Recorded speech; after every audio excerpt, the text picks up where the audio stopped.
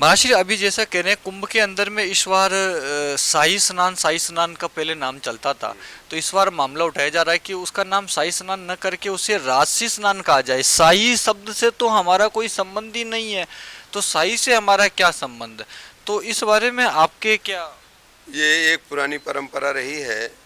शाही मतलब बाकायदा लवाजमे के साथ जा कर के और अपने महिमा का दर्शन कराते हुए और स्नान करने जाना है।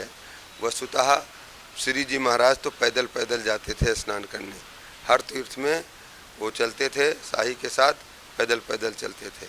आज तो अपना वैभव का प्रकटीकरण है और उस वैभव को प्रकटी करने में शाही में और राजशाही और लगा दो ना, तो राजसी हो रहे हैं। राजसी स्नान का क्या मतलब हुआ?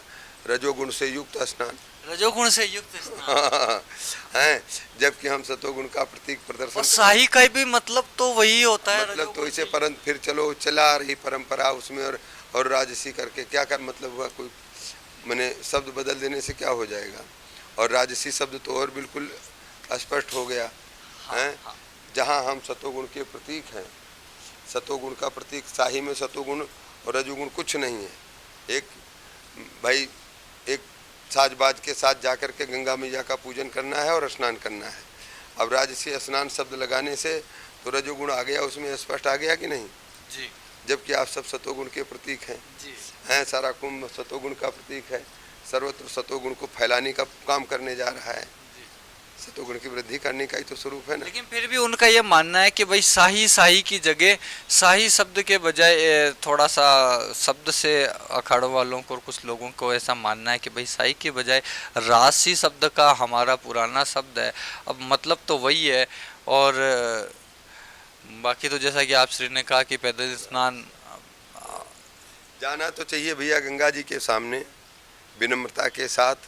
गंगा मैया कहते हैं हम, सरस्वती अम्बा कहते हैं, और माँ के सामने कैसे जाना चाहिए ये हमको सीखना चाहिए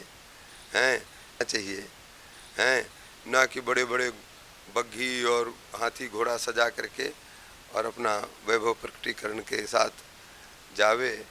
अब लोग तो इसमें भी निकाल देंगे, ऐसे जाएंगे तो मैया और राजी हो गई, हमारा बेटा बड़ा बड़ा हो गया है, ऐसा वैभवशाली हो गया है। परंतु बेटा का क्या कर्तव्य तो बेटों को सोचना चाहिए। तो आपने देखे हैं कि सनातन परंपरा के वास्तविकता में जो लोग कहते हैं कि महात्मा लोग ऐसा सोचते हैं या ऐसा, वास्तविकता में विचार क्या है, तो वो चीज़ें आपके सामने आई और आप सबने देखा। बहुत बहुत धन्यवाद, बहुत बहुत आभार। सीताराम।